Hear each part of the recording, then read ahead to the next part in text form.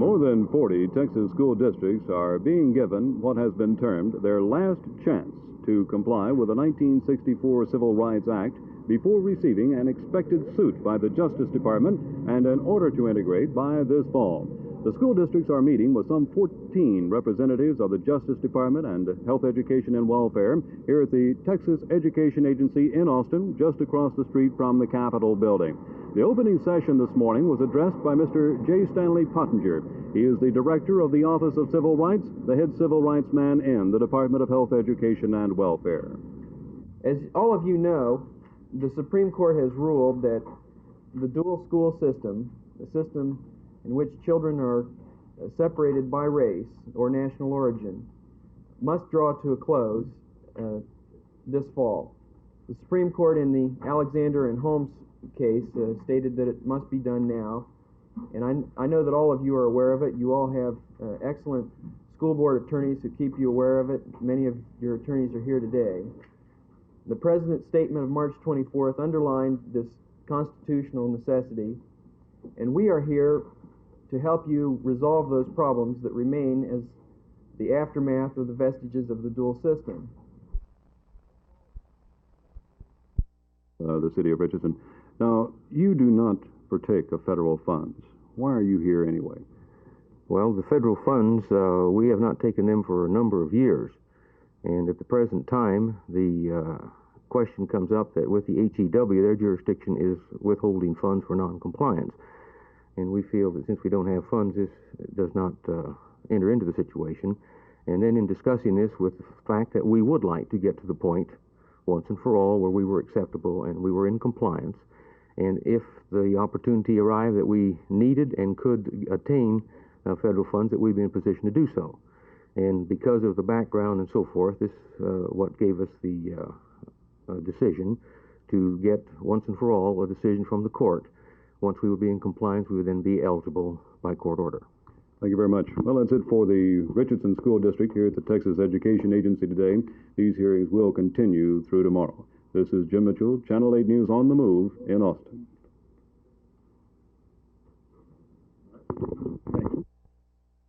We consider this to be a fair and equitable settlement which was reached through the art of collective bargaining, and I think that we mutually agree that both parties have a good agreement, have a good settlement.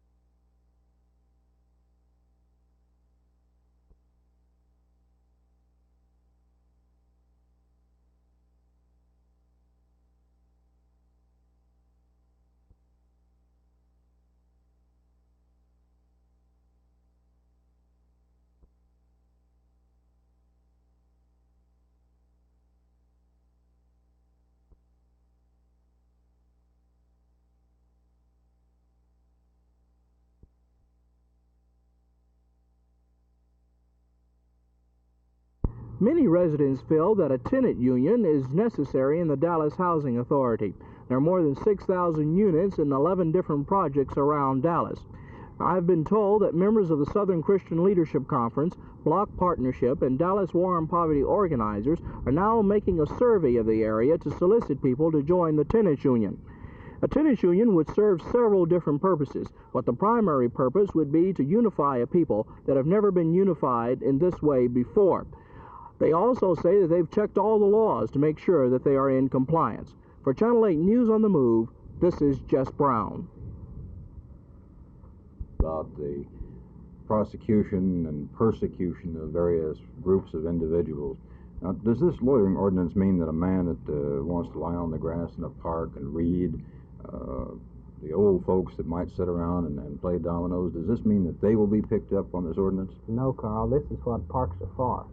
As far as I'm concerned, if at my leisure, if I went to a park, I might well be engaged in just this sort of activity.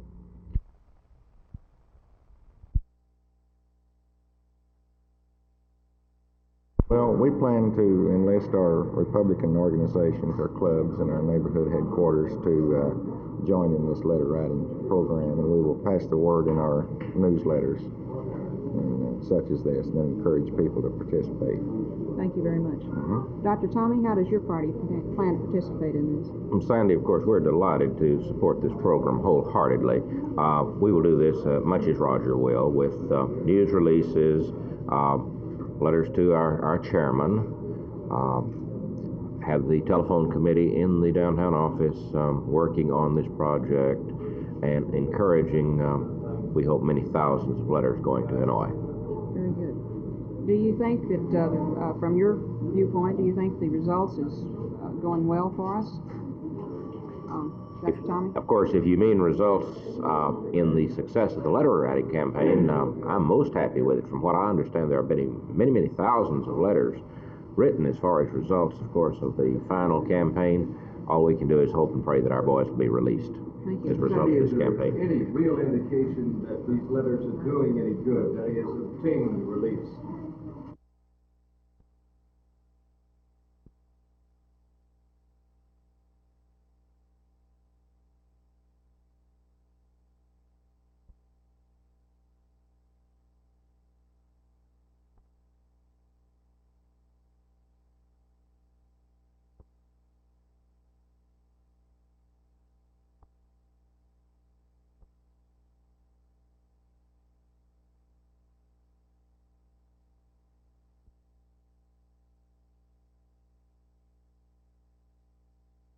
Bill, what do you do about a pregnant porpoise? Well, there's not a lot we can do except just wait. We had some experience with the unsuccessful birth last year, and we've got some nets here, and we don't want to have to do anything. We want the birth to be normal and us not bother the animals at all. What special precautions are you taking in case something happens? We have these nets that we can catch the baby or the mama and the baby out of the water if we have to help them. Would you bring the porpoise along with the baby? Or? Last year, the female took the baby to the bottom of the pool and held it. This year, we can catch them both. Now, this is rather unusual. I don't believe this has ever occurred before in captivity, has it, outside of just here in the Fort Worth Zoo? Not with the freshwater porpoise. Well, now, what do you know about a freshwater porpoise? Very little. What about the incubation time and so forth? We don't know the gestation period. We won't learn from this birth what the gestation period is. Well, when we discussed with the Justice Department, we looked at the information that they found unacceptable, and even in these cases there was considerable difference of opinion relative to other court cases. And so at the conclusion of this particular meeting, it was suggested that resolution of our particular case would probably best be served by court action. In other words, the Justice Department is going to file on the city of Richardson. That's correct.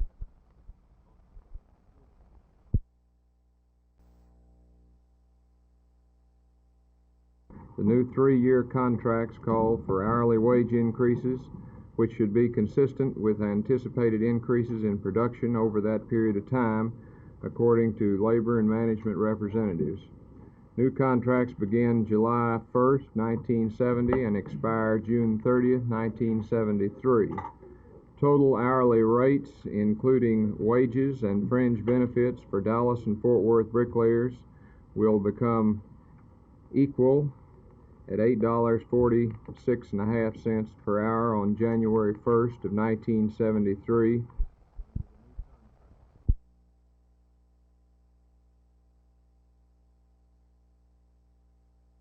Well, this is an extra tool for police officers in certain situations to prevent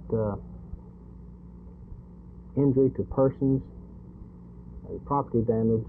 Would give us a little extra to make an arrest prior to the occurrence of these offenses.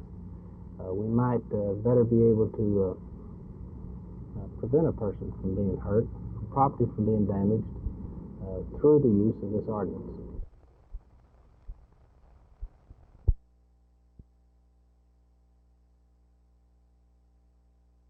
Yes, I think so. In the past, well, in fact, 1 year ago, we had less than 100 letters.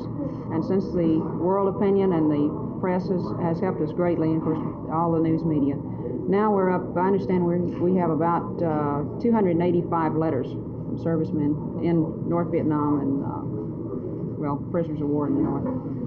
So I think definitely world opinion is making a difference, and you get world opinion by getting the public involved in this. Have there been any further communiques from Hanoi to any of the wives, to your knowledge? Not to my knowledge, no. Certainly not to the wives in the Fort Worth, Dallas area.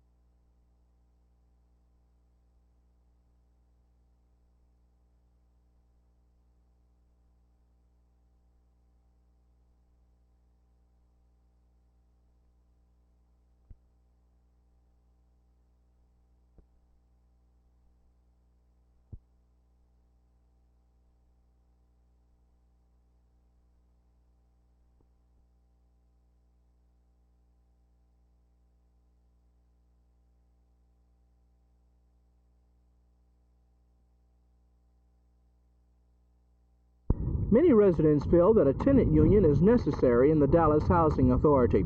There are more than 6,000 units and 11 different projects around Dallas. I've been told that members of Block Partnership, the Southern Christian Leadership Conference, and the Dallas War and Poverty Community Organizers are making a survey to solicit people for a tenants union. The primary purpose of a tenant union would be to unify people in a way that they've never been unified before. The organizers say that they've checked all the laws to make sure that they are in compliance. For Channel 8 News on the Move, this is Jess Brown. You folks have been called together today as representatives of your high school area is in the way of a contact person for the drug program in the Dallas Independent School District. And I've known all of you through the leadership labs this summer or through your backgrounds, and I feel as though each one of you can represent us well and would have the right type of atmosphere with your faculties in order to carry out the program that we have in mind. Now, basically, this meeting is an explanation of what our procedure will be for the Staff Development Day on August the 18th and 19th. And I want to distribute to you a sheet which has some instructions on there, if you'll just pass those around, which has some instructions on there, and also, you can start one going this way, Will, that will have on there the schools that fall in your high school area.